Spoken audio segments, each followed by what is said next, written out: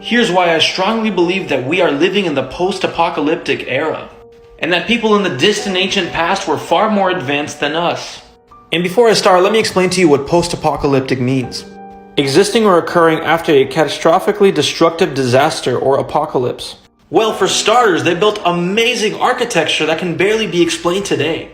Scientists, archaeologists, and researchers sometimes have no idea how they made some of these structures, such as this ancient Indian temple carved from a single rock.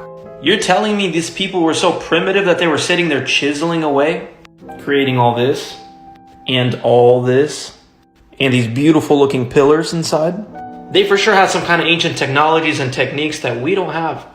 After all, many of our own archaeologists, scientists, and researchers can hardly explain any of this.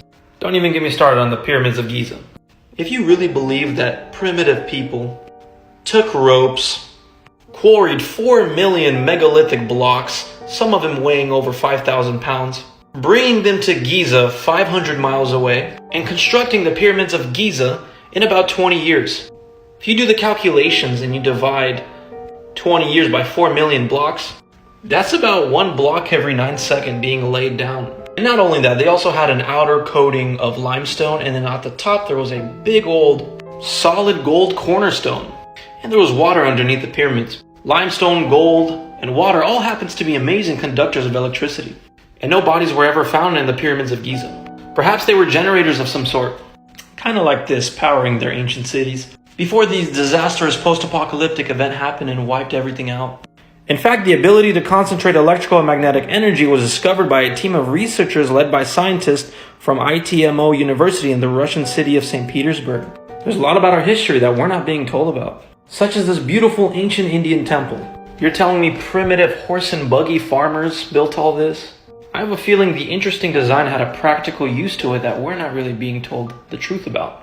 Possibly something like this: developing an electrical current. In fact, there used to be a science that used to be accepted called ether. Ether in physics, a theoretical universal substance believed during the 19th century to act as the medium for transmission of electromagnetic waves, much as sound waves are transmitted by elastic media such as air. Ether science used to be common knowledge, that there is free energy and currents flowing above the ionosphere, and you can extract this free-flowing energy through methods and techniques such as Tesla towers, which Tesla proved that free energy is a possibility. But 100 years ago, ether science was demonized, because you can't make money with free energy.